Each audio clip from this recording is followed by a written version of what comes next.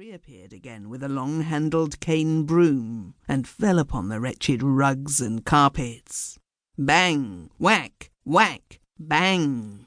Their feeble, pitiful jiggling inflamed her to ever greater effort. Clouds of dust flew up round her, and when one little rug escaped and flopped down to the avenue below like a fish, she leaned over the balcony, shaking her fist and the broom at it. Lured by the noise, an old gentleman came to a window opposite and cast an eye of approval upon the industrious girl, and yawned in the face of the lovely day.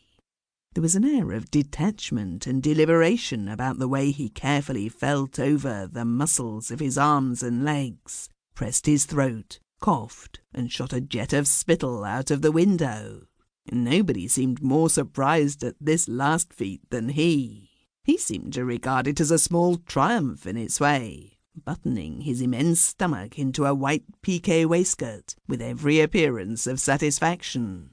Away flew my charming Yvette in a black and white check dress, an alpaca apron, and a market basket over her arm. I dressed, ate a roll, and drank some tepid coffee, feeling very sobered.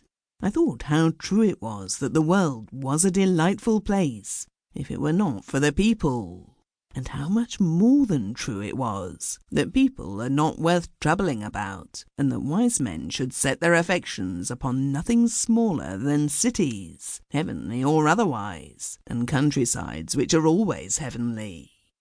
With these reflections, both pious and smug, I put on my hat, groped my way along the dark passage, and ran down the 5 flights of stairs into the Rue Saint-Léger. There was a garden on the opposite side of the street, through which one walked to the university, and the more pretentious avenues fronting the Place de Théâtre.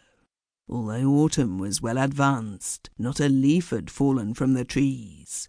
The little shrubs and bushes were touched with pink and crimson, and against the blue sky the trees stood sheathed in gold.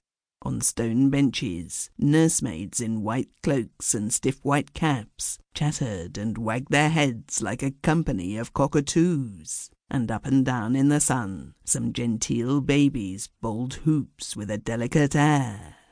What peculiar pleasure it is to wander through a strange city and amuse oneself as a child does, playing a solitary game. "Pardon, madame, mais voulez-vous?" And then the voice faltered and cried my name, as though I had been given up for lost times without number, as though I had been drowned in foreign seas, and burned in American hotel fires, and buried in 100 lonely graves. What on earth are you doing here? Before me, not a day changed, not a hairpin altered, stood Violet Burton. I was flattered beyond measure at this enthusiasm, and pressed her cold, strong hand, and said, "Extraordinary! But what are you here for?" "Nerves." "Oh, impossible! I really can't believe that." "It is perfectly true," I said, my enthusiasm waning. There is nothing more annoying to a woman than to be suspected of nerves of iron. "Well, you certainly don't look it," said she, scrutinizing me with that direct English frankness that makes one feel as though sitting in the glare of a window at breakfast time. "Well, what are you here for?" I said, smiling graciously to soften the glare. At that she turned and looked across the lawns, and fidgeted with her umbrella like a provincial actress about to make a confession.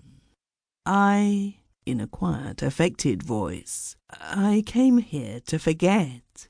But," facing me again and smiling energetically, "don't let's talk about that. Not yet. I can't explain. Not until I know you all over again."